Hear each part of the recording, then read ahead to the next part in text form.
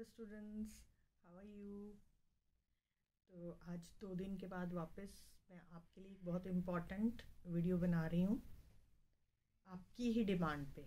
Important letters.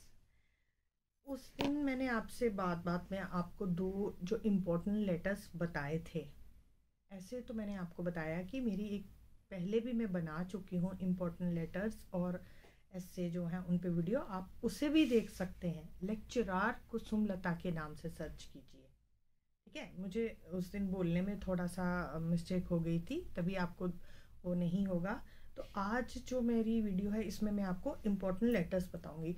सबसे पहले आपको इम्पोर्टेंट वर्ड का मतलब, जब हम लोग बोलते हैं कि इम्पोर्टेंट, इम्पोर्टेंट का मतलब होता है most repeated questions in exams. मतलब कि जो क्वेश्चन बार बार रिपीट किया जाता है उसे हम इम्पोर्टेंट कहते हैं, मतलब according to examination point of view. तो हमें उन चीज़ों पे ज़्यादा फोकस करना चाहिए जो बार बार ऐसे पैराग्राफ, आर्टिकल या लेटर्स आते हैं। अब मैंने आपको बताया कि न्यू पैटर्न में थोड़ा सा जो उसका लेटर का भी और ऐसे का भी थोड़ा उसका लिखने का जो पैटर्न है वो चेंज है। क्या है कि जैसे पहले जो लेटर्स आते थे उसमें पूरा क्लूज दिए जाते थे और उसको बड़ा लेंथी करके लिखना होता था। बट आप अब आपको सिंपल वे में, जैसे आप 8th 9th में लेटर्स लिखते हो ना, वैसे ही लिखना है आपको। ठीक है, उसमें मैं आपको कुछ इम्पोर्टेंट बताऊंगी। एक तो जैसे मैंने आपको उस दिन बताया था, एक मतलब advising your brother to take part in games. मतलब वो स्टडीज़ में ही इन्वॉल्व रहता है और गेम्स में पार्ट नहीं लेता, एक वो था। और उसमें शायद मैंने आपको एक junk food, hazards of junk food का बताया था। ठीक है, उसके अलावा जो और इम्पोर्टेंट हमारे लेटर्स हैं उसमें एक आपका आएगा about the insanitary condition of your area. ठीक है, एक ये भी बहुत इम्पोर्टेंट है। Advising your brother to avoid bad company is also an important letter। और दो तीन चीज़ क्या होता है कि एक लेटर आता है कई बारी NGOs को लिखो, write a letter to an NGO about, मतलब कुछ पर्टिकुलर टॉपिक्स हैं, वो अलग अलग करके टॉपिक्स मैं आपको बताऊंगी कि NGO के रिलेटेड जो टॉपिक्स आ सकते हैं, मतलब उसमें आपको ध्यान रखना है। हेल्थ मतलब hazards of smoking, like no smoking, ban on use of polythene bags। आप कह सकते हो कि आप एक लेटर NGO को लिखिए about the awareness campaign regarding, वो नो स्मोकिंग भी हो सकता है, से नो टू प्लास्टिक भी हो सकता है। और जैसा एक टॉपिक मैंने आपको ऐसे या पैराग्राफ में बताया था, uses and abuses of mobile phone भी हो सकता है, सेव योर फॉरेस्ट भी हो सकता है, जो NGO के रिलेटेड है। NGOs के रिलेटेड जो टॉपिक्स हैं ना, जैसे आपकी जो ये सोशल एविल्स हैं उसमें जो टॉपिक्स हैं वो आते हैं, वो आपके write a letter to an NGO regarding the awareness campaign of, फिर वो टॉपिक लिखा होता है say no to smoking, say no to polythene bags, like इस तरह। ठीक है, ये अलग अलग लेटर बन जाएंगे, मैं आपको ऐसे इकट्ठा बता रही हूँ बट ये अलग अलग लेटर्स में आ जाएगा। ठीक है, और एक इम्पॉर्टेंट जो और हमारा लेटर है that is grow more trees. ठीक है, वो भी एक NGO के रिलेटेड ही ये आपका लेटर है। उसके बाद एक है जो आपका इम्पोर्टेंट है, ये मैंने आपको रिपीट कर दिया, about advising your brother to avoid bad company. ठीक है, एंड एक जो आप छोटे से थे तब से आप ये लेटर जो है पढ़ते आए हो, बर्थडे गिफ्ट वाला, है ना।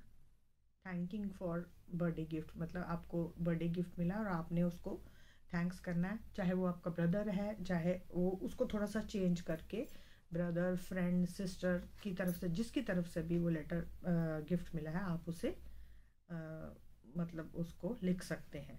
और ये बहुत ही मतलब कॉमन सा लेटर है, कॉमन है बड़ा, ये आपने बहुत बार इसको किया है।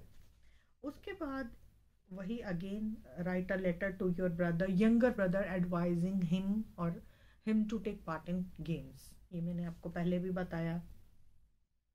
And bad condition of your area और रोड यू कैन से, उसे भी आप इम्पोर्टेंट लेके चल सकते हैं। देखो बेटा, आपका क्या है, आना तो एक ही लेटर है। अब आप इसे इन्हीं लेटर्स को रिपीट करके थोड़ा सा इन्हें ध्यान से देख सकते हैं।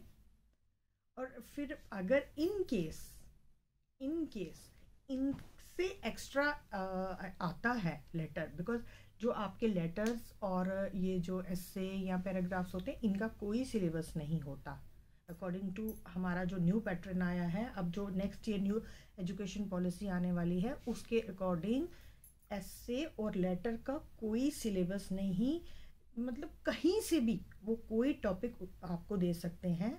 Because according to new education policy, according to new pattern, जब एक बच्चा व्हेन ही और शी इज़ इन 9th और 10th क्लास, तो इसका मतलब है नाउ ही और she is capable of writing anything. तो इसलिए अब जो है, पहले की बात कुछ और थी, अब है, अब आपको, जैसे मैंने आपको इतने इंपॉर्टेंट लेटर्स बताए, मे बी हो सकता है, मतलब कि 5 to 10% चांस है कि इनमें से कोई ना आए। तो इसलिए आपको क्या है, आना इन्हीं में से ही है, क्योंकि आपको 10th के जो स्टूडेंट्स हैं ना, उन्हें टेंशन लेने की कोई ज़रूरत नहीं है, क्योंकि 10th के स्टूडेंट्स को कोई मतलब ज़्यादा टफ उन्हें ना ही उनका जो पेपर बहुत टफ लेवल का सेट किया जाता है, ना ही उनकी मार्किंग जो है बड़ी मतलब स्ट्रिक्ट मार्किंग होती है। आपको बड़ा रिलैक्स रहने की ज़रूरत है, आपको कोई ज़्यादा टेंशन लेने की ज़रूरत नहीं है 10th के स्टूडेंट्स को।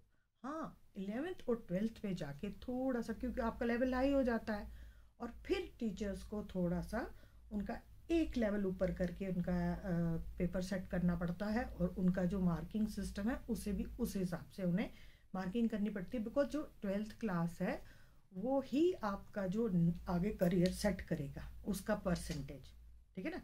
आपको पता ही है, आपका जो करियर है, आपका जो फ्यूचर है, depends upon your 12th class. तो इसलिए 10th क्लास के बच्चों को टेंशन लेने की ज़रूरत नहीं है। 10th क्लास के जो मैंने आपको इस वीडियो में इंपॉर्टेंट लेटर्स बताए हैं, 80 to 90% इन्हीं में से आएंगे। 5 to 10% चांसेस हैं मे भी इससे हटके आए। तो be prepared for each and everything, ठीक है। तो फिर से अगर मैं आपको अगली जो मेरी वीडियो होगी, उसमें मैं आपको इम्पोर्टेंट जो पैराग्राफ्स की बच्चे बात कर रहे हैं वो भी बताऊंगी, और एस्से की भी आपको अलग से वीडियो बना दूँगी। Thank you.